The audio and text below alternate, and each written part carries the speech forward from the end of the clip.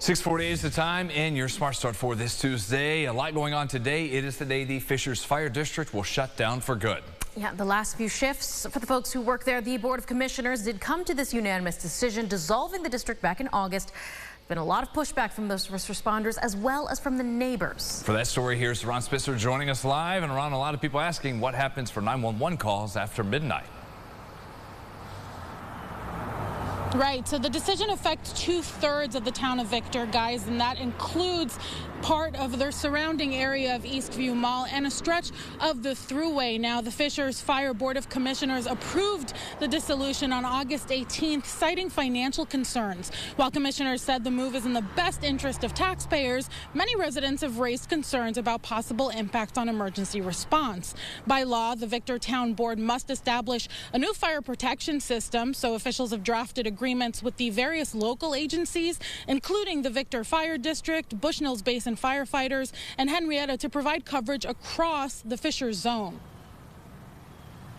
There's a lot of eyes on what's taking place here in this. I mean, you're talking a regional approach to fire protection in the largest town in Ontario County. Doing the town of Victor a favor. It's not a long-term solution, short-term.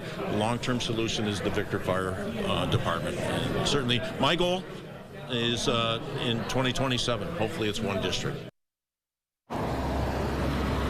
As for response times going forward, town officials in Victor say while some calls may experience the same or slightly longer arrival times, they are working with partner agencies to make sure resources are positioned and dispatched as efficiently as possible, and adjustments will be made as needed. Now, if you'd like to check out that short-term plan, you can do so on our website, rochesterfirst.com. For now, reporting in Victor, Ron Spitzer, News 8. Ron, thank you. That happening today. Also on this Tuesday, the swearing-in ceremony will be held for Monroe County's newly appointed district attorney. That is Brian Green, who's been working as senior deputy county attorney and in Irondequoit as a judge. The governor made the announcement of his appointment last week following the official resignation of former DA Sandra Dorley in August. She stepped down following the controversy surrounding her traffic ticket scandal in Webster over the last year. A special election for the next permanent DA will be held in 2026. Green will be sworn in at 10 o'clock. And you have the chance to weigh in on proposed gas and electric rate hikes from RG&E and NYSEG. The State Public Service Commission will hold public hearings at Rochester City Hall, one at 1 p.m. Another at 6 tonight in council chambers. Also today, Metro Justice and the Rochester Energy Democracy Campaign plan to rally outside of City Hall at 5:30. These groups argue that the new proposal would raise bills by an average of $624 a year, pushing tens of thousands more customers into energy poverty. The utilities say the increase is needed as part of their Powering New York plan for rebuilding an aging grid and expanding capacity to meet customer service demands. Those public comments can also be submitted online, by phone, or by mail until October 24th. To Washington, the Senate will have a vote again today on a House government funding bill, a last-ditch effort to avoid a shutdown of the government at midnight. These talks have stalled despite President Trump and top officials at the White House having a meeting with top leaders from Congress Monday. The Republican-led House did pass a short-term bill to keep the government funded at current levels through November, but the Dems put up a counteroffer to keep everything going through the end of October. They also want to permanently extend Affordable Care Act subsidies set to run out at the end of the year and to reverse cuts for Medicaid. This is not simply a negotiating tactic. This relates to the well-being and the health of the American people. They're going to have to do some things because their ideas are not very good ones. In addition to the president, Republican lawmakers say the demands from the Democratic Party are unreasonable. A potential turning point in the push for peace in the Middle East as President Trump unveils a new plan to end the war in Gaza. Israeli Prime Minister Benjamin Netanyahu says that he supports the president's 20-point peace proposal. If Hamas also backs the plan, the war would end immediately. All hostages returned within 72 hours of Israel publicly accepting the deal, and Israeli forces would start withdrawing in stages. I have a feeling that we're going to have a positive answer. But if not, as you know, Bibi, you'd have our full backing to do what you would have to do.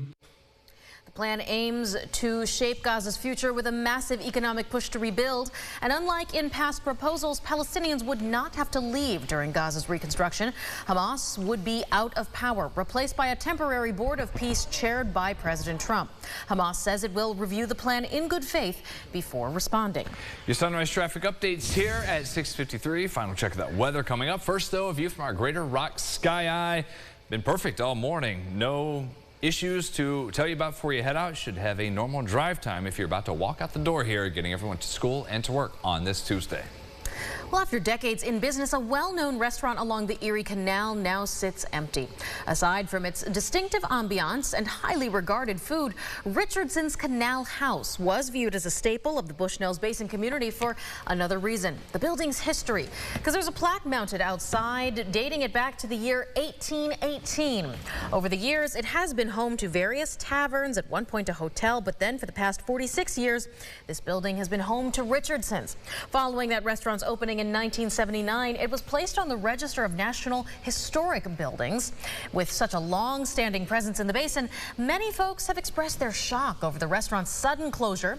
There was a note on the website reading they've made the incredibly tough decision to close, but didn't offer any other explanation. So, of course, we reached out to the owners trying to find out more. And once we do know, we'll update you online and on air. First, check us out at rochesterfirst.com.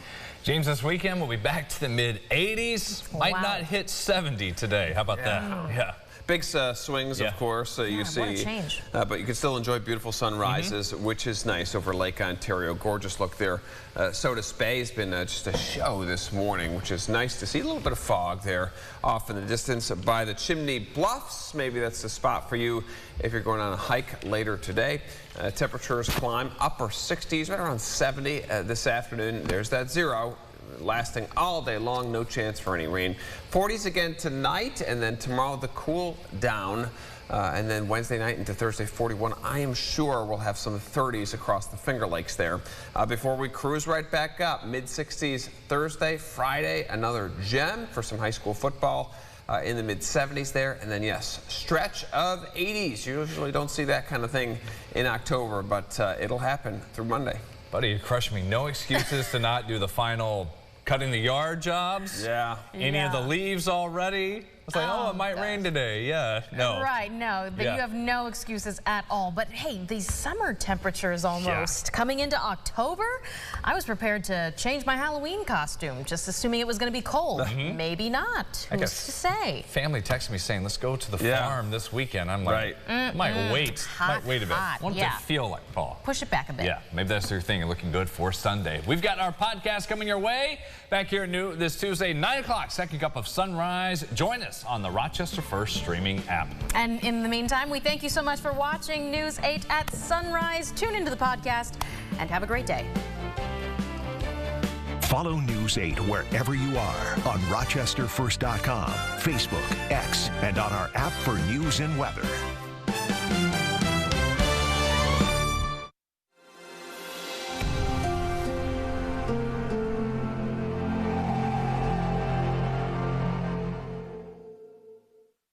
Get the Rochester First streaming app today for everything you love from News 8 On Demand, plus exclusive shows you won't see anywhere else. Search ROC and download for free on Roku, Amazon Fire, and Apple TV.